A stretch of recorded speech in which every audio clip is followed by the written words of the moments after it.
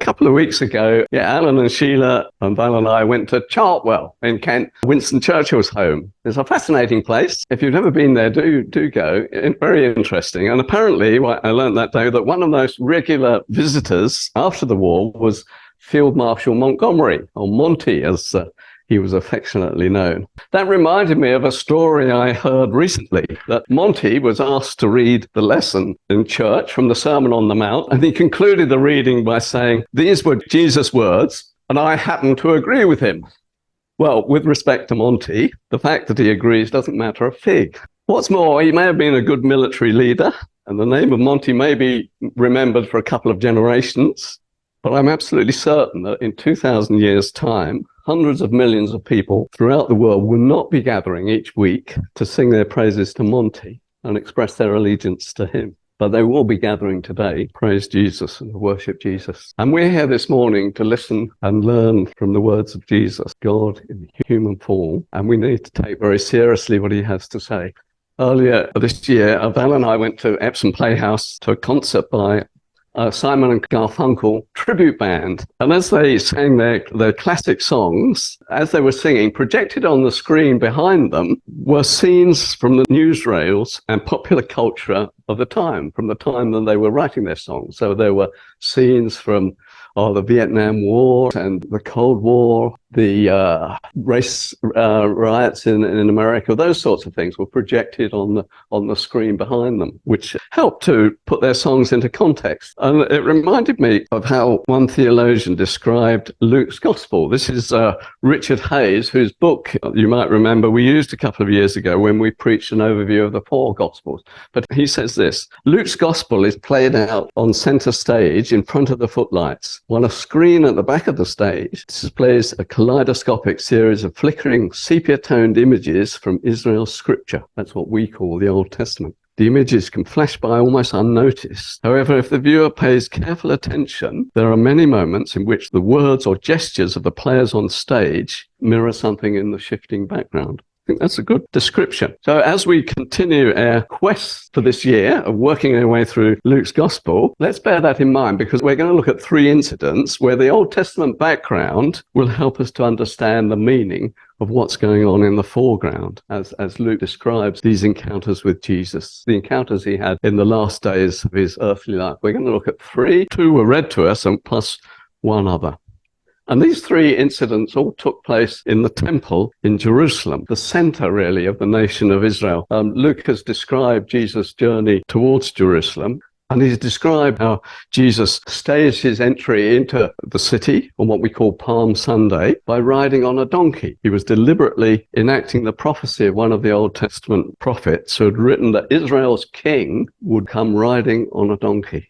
And he then weeps over the city, prophesies its destruction, and then he enters the temple, which dominated the city, and was one of the wonders of the ancient world. Under King Herod, the temple had been rebuilt over a period of about 50 years with a magnificent stone-built structure. This is a model of it. If you go to Jerusalem today, you can see this model of the temple, with the Holy of Holies in the middle as the centerpiece, surrounded by concentric courts, where only the priests were allowed. There are a series of courts to the largest area, the court of the Gentiles, where people from any background were allowed to talk and pray. And that is where Jesus went to teach in the days leading up to Good Friday. And that's where Jesus' disciples continued to gather and speak about Jesus after his resurrection. But it appears that what had been intended as a place where all could gather and to think and talk and pray to God had become a center of commerce. It had become a busy marketplace. So we read in Luke's account, when Jesus entered the temple courts, he began to drive out those who were selling. "It is written," he said to them, "My house will be a house of prayer, but you have made it a den of robbers." Now we only get these two verses in Luke's account, a little more in Mark and Matthew. So it's difficult to understand what's really going on. And if you're like me, we're left with some questions, all sorts of questions. Why did Jesus do this? Did he clear them all out? Or was this just a token gesture? Was it just a few? Surely they were providing an important service. They were providing the sacrifices that the Jews needed, and changing money to buy the sacrifices. What was the problem? And did it have any lasting effect? If we'd have gone back a few days later, would we have noticed any different? Well, I believe that the clue to answering those questions is in the words that Jesus said, which are quotes from two of the Old Testament prophets, from Isaiah and Jeremiah. And when the New Testament writers quote from the Old Testament, they tend just to pick out a few words, but the intention is that that's a sort of shorthand for the full passage that they're quoting from. And if we're going to understand, we need to look at the full passage. So first of all, my house will be a house of prayer. It's a quote from Isaiah 56, and I've shortened this slightly, but this is what Isaiah writes. This is what the Lord says. Let no foreigner who is bound to the Lord say, the Lord will surely exclude me from his people. Foreigners who bind themselves to the Lord, to minister to him, to love the name of the Lord and to be his servants, all who keep the Sabbath without desecrating it and who hold fast to my covenant, these I will bring to my holy mountain and give them joy in my house of prayer. Their burnt offerings and sacrifices will be accepted on my altar, for my house will be called a house of prayer for all nations. From the beginning of the nation of Israel, when God first called Abraham, God made it clear that he was providing for them and blessing them, not so that they could be a sort of holy huddle, so they could enjoy God's blessings for themselves, but so that other nations will be blessed through them. And what have they done? The area of the temple that was meant to be accessible to foreigners, to non-Jews, the area that was supposed to encourage them to pray to God, have been turned into a busy marketplace. And surely that's a warning to us, isn't it? Us Christians today. God has not blessed us so that we could keep his blessing to ourselves, so that we could just enjoy his blessing. He has blessed us so that we can be a blessing to others. We're to share the good news that we have received and come to believe in. We are to make our buildings and our meetings and our language accessible to all. That was God's intention for blessing us. So that's one quote, but he goes on to quote from Jeremiah, because he says, you have made God's temple a den of robbers. That's a sort of safe haven for robbers. And at first sight, we could think that what made Jesus angry was a sort of financial exploitation of the sellers and money changers. Perhaps they were making excessive profits. But the word used for robbers in the Greek is rebels rather than thieves. And I think when we look at the passage from Jeremiah that Jesus quotes from, it's quite clear that the issue is much more serious. So this is what Jeremiah says. Hear the word of the Lord, all you people of Judah who come through these gates to worship the Lord. This is what the Lord Almighty, the God of Israel, says. Reform your ways and your actions, and I will let you live in this place. Do not trust in deceptive words and say, this is the temple of the Lord, the temple of the Lord, the temple of the Lord. If you really change your ways and your actions and deal with each other justly, if you do not oppress the foreigner, the fatherless, or the widow, and do not shed innocent blood in this place, and if you do not follow other gods to your own harm, then I will let you live in this place, in the land I gave your ancestors forever and ever. But look, you are trusting in deceptive words that are worthless. Will you steal and murder, commit adultery and perjury, burn incense to Baal, and follow other gods you have not known, and then come and stand before me in this house, which bears my name, and say, we are safe to do all these detestable things? Has this house which bears my name become a den of robbers to you? But I have been watching, declares the Lord. They're harsh words, aren't they? Harsh words from God to his people, accusing them of a whole range of things, including idolatry and insincerity and hypocrisy. They were happy to turn up on a Sunday morning, or the equivalent, sing a few repetitive choruses about the temple, and then go on with their lives for the rest of the week. They have thought about God and his commands for how they should live. Their religion, if you like, was an insurance policy. We're safe, they said, provided we do our religious duty. Then God will be happy and we can live as we please for the rest of the time. And it's not too difficult, is it, to draw a lesson for us today from that? Because we can so easily fall into the same way of thinking. We can turn up on a Sunday morning, recite the equivalent of, this is the temple of the Lord, the temple of the Lord, the temple of the Lord, and carry on living as though God wasn't bothered about how we use our time and our money or how we treat other people. We forget that God is watching. But at the end of this passage, the Lord through Jeremiah says, but I have been watching, declares the Lord. Well, there's considerable debate amongst scholars about the questions I asked a few moments ago. Why did Jesus do it? What did it achieve? Was he expecting any sort of permanent change or reform in the temple? But most see what Jesus did in the temple as a symbolic action, a foretaste of what was to happen to this magnificent temple. Because 40 years later, when the Jewish people provoked the Romans exacted a terrible price. The entire temple was destroyed. And if you go there today, there are just a few foundation stones left, what Jewish believers call the Wailing Wall. And it's a warning, I think, that God will not remain patient with his disobedient people forever.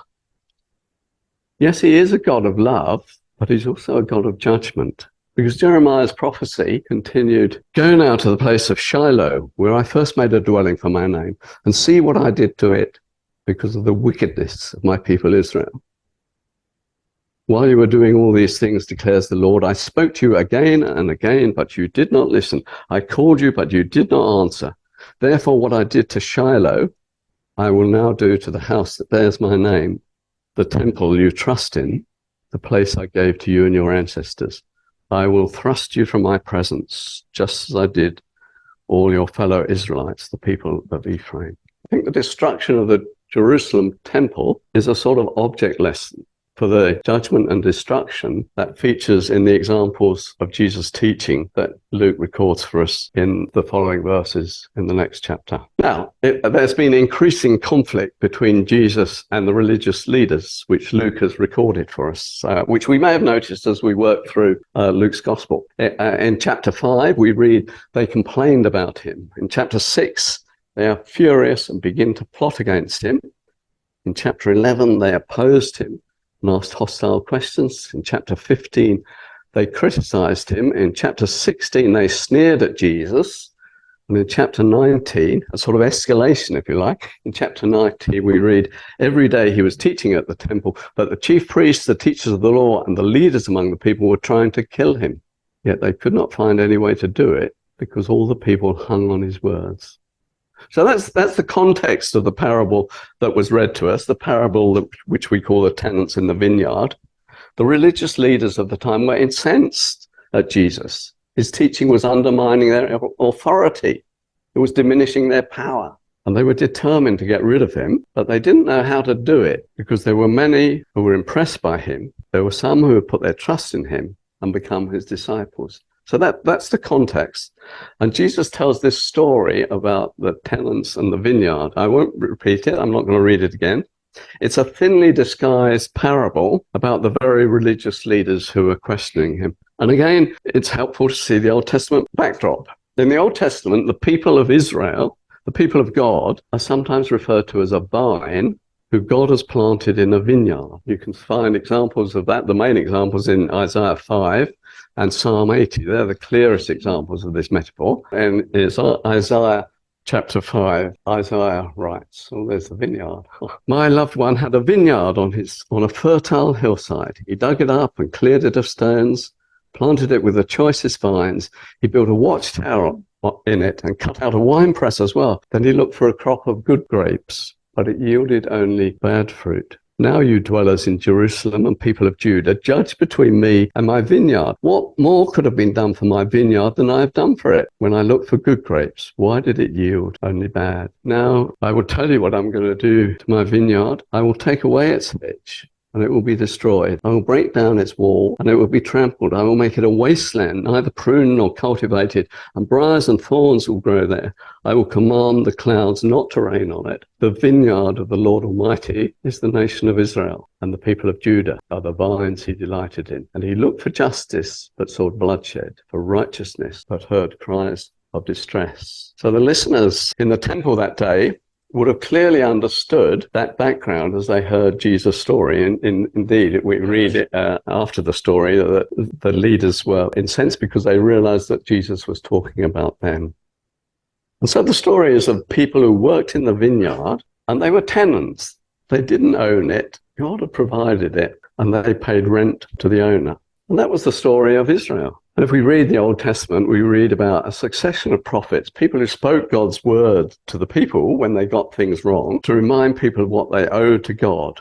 people, if you like, in the context of this story, people to collect the rent. And if we read the Old Testament, or if we read the little summary we get in the book of Hebrews, we see that these prophets were invariably mistreated, rejected, and sometimes killed. You would not have got life insurance if your job had been a prophet in Old Testament times. And then as the story reaches its climax, Jesus speaks these words. Then the owner of the vineyard said, "What shall I do? I will send my son, whom I love. Perhaps they will respect him." But when the tenants saw him, they talked the matter over. "This is the heir," they said. "Let's kill him, and the inheritance will be ours." So they threw him out of the vineyard and killed him. What poignant words those are, spoken prophetically just a few days before Jesus himself, the beloved Son of God, would be arrested and falsely accused, tried, and nailed to a cross to die in agony. And why? What motivated the people who worked the vineyard to do this awful deed? "This is the heir," they said. "Let's kill him, and the inheritance will be ours." They were not content to be tenants. They wanted the inheritance. They wanted to be owners, and they would do whatever it took, including murder, to become the owners of the vineyard. And there's still some who think that way. The land belongs to the nation of Israel. It's ours, they say, and they will do whatever it takes to become the owners. But they're not the owners, and they never were. God is the owner of the land. Through the law of Moses, God speaks these words from Leviticus: "The land must not be sold permanently, because the land is mine, and you reside in my land as foreigners and strangers." That's from the NIV. Other translations use the word tenants. The people were allowed the land as their possession, but the ownership was always with God. And I believe that this story is a warning to us. Which group of people would you say bear the closest resemblance to the Pharisees in Jesus' day? Surely it's evangelical Christians, and especially their leaders. And if we're not careful, I think we fall into the same mindset. We're not content to be tenants.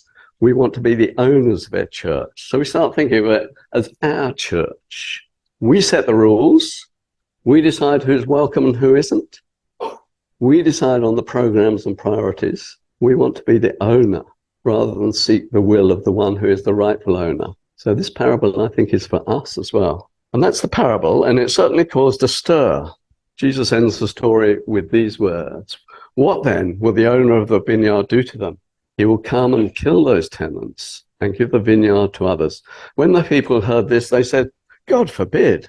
And isn't that exactly the same reaction that people would say today when the idea is raised of judgment with God as their judge? God forbid. Surely not. God is all about love, isn't he? It's his job to forgive. Surely he won't judge us just for doing what most other people do. I think that view is rather like us creating God in our image, hypothesizing about what we prefer God to be like, rather than what he's revealed to us through the words of Jesus. And the God who Jesus reveals is a God of love and a God of judgment. And deep down, we know that this is justice. Supposing for a moment that you were well off and you owned a nice big house in Wimbledon. And when the Wimbledon tennis tournament was on, you had the opportunity to rent out your house for a month and go and have a holiday in Greece and still end up with a decent profit. And supposing you came back from your holiday in Greece and found that the people you'd let the house to had moved the whole family in, they'd trashed the furniture, they'd thrown out all your precious possessions, they'd shredded the title deeds, and they changed all the locks. They decided that they weren't content to be tenants, they wanted to be owners. What would you do? Would you sit back and say, well, that doesn't really matter? Of course you wouldn't. You'd do whatever it takes to get justice, to restore the house to its rightful owner. And surely it's not surprising that God will do the same. Well, Jesus goes on to emphasize this theme of judgment in the next few verses. And this time he echoes three other passages from the Old Testament, and we're not going to have time to study these this morning, but I do want to take a few minutes to look at the following confrontation in the temple. So it comes later in Luke chapter 20, because I think Luke has deliberately included this to make the point more personal. So we read in verse 20 of chapter 20, keeping a close watch on him, they, that's the religious leaders, sent spies who pretended to be sincere. They hoped to catch Jesus in something he said so that they might hand him over to the power and authority of the governor. They asked him questions, but they weren't interested in the answer. They just wanted to catch him out. So the spies questioned him, "Teacher, we know that you speak and teach what is right, and that you do not show partiality, but teach the way of God in accordance with the truth." Flattery has always been a very powerful weapon, hasn't it? And then they pose a very clever question. Is it right for us to pay taxes to Caesar or not? Now that is clever, because if Jesus says no, then they would immediately report him to the Roman authorities and get him tried for insurrection.